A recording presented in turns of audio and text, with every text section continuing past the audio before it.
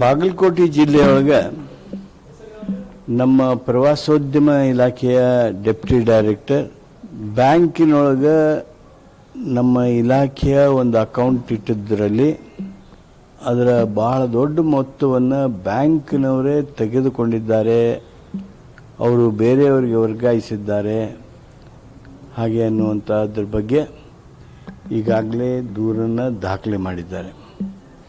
June 12ನೇ ತಾರೀಕಿಗೆ 2024 June 12ನೇ ತಾರೀಕಿಗೆ ನಮ್ಮ ಕಾರ್ಯದರ್ಶಿಯವರಿಗೆ ಹಾಗೂ ನಮ್ಮ ಇಲಾಖೆಯ ಮುಖ್ಯ ವ್ಯಕ್ತಿಗಳಿಗೆ, ಮುಖ್ಯ ಅಧಿಕಾರಿಗಳಿಗೆ ಪತ್ರ ಬರೆದು ನಾನು ಈ ರೀತಿ ಎಲ್ಲೆಲ್ಲಿ ಅಕೌಂಟ್ ಅದಾವು ಅವನ್ನ ವೆರಿಫೈ ಮಾಡಿರಿ, ಅವುಗಳನ್ನು ಮೇನ್ ಟ್ರೆಜರಿಗೆ ವರ್ಗಾಯಿಸಿ, ಯಾವುದು ಆರ್ಥಿಕ ಇಲಾಖೆಯವರ ನಿರ್ದೇಶನ ಗೈಡ್ಲೈನ್ ಹಿನ್ನೆಲೆಯೊಳಗೆ ಯಾವ ಅಕೌಂಟ್ಗಳನ್ನು ತೆಗೆದಿರಬಾರ್ದು, ತೆಗೆದಿರುವಂಥದ್ದೇನಾದರೂ ಕಂಡು ಬಂದಲ್ಲಿ ಅವುಗಳನ್ನು ಟ್ರೆಜರಿಗೆ ಟ್ರಾನ್ಸ್ಫರ್ ಮಾಡೋದಕ್ಕೆ ಇಲಾಖೆಗೆ ಸೂಚನೆ ಕೊಟ್ಟಿದ್ದೆ.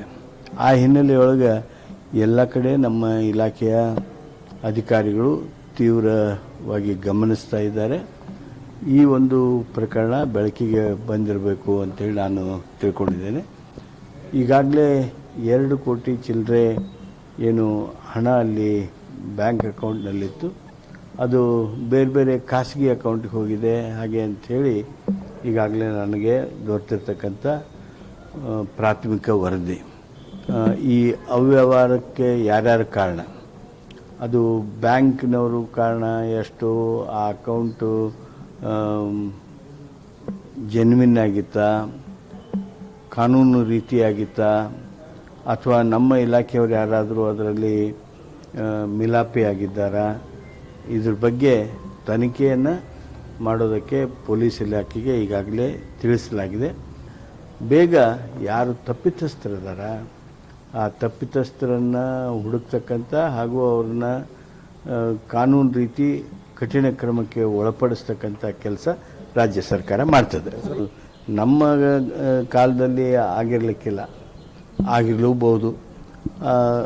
ಆದರೆ ನಮಗೀಗ ಸಿಕ್ಕಿರ್ತಕ್ಕಂಥ ಪ್ರಾಥಮಿಕ ವರದಿಯಲ್ಲಿ 2020-21ರಲ್ಲಿ ಆಗಿದೆ ಅಂಥೇಳಿ ನಮಗೀಗ ಸಿಕ್ಕಿರ್ತಕ್ಕಂಥ ವರದಿ ತನಿಖೆ ನಡೆದಿದೆ. ಅದು ಯಾವುದೇ ಕಾಲದಲ್ಲಿ ಆಗಿರಲಿ ಸರ್ಕಾರದ ಹಣ ಸರ್ಕಾರದ ಹಣ.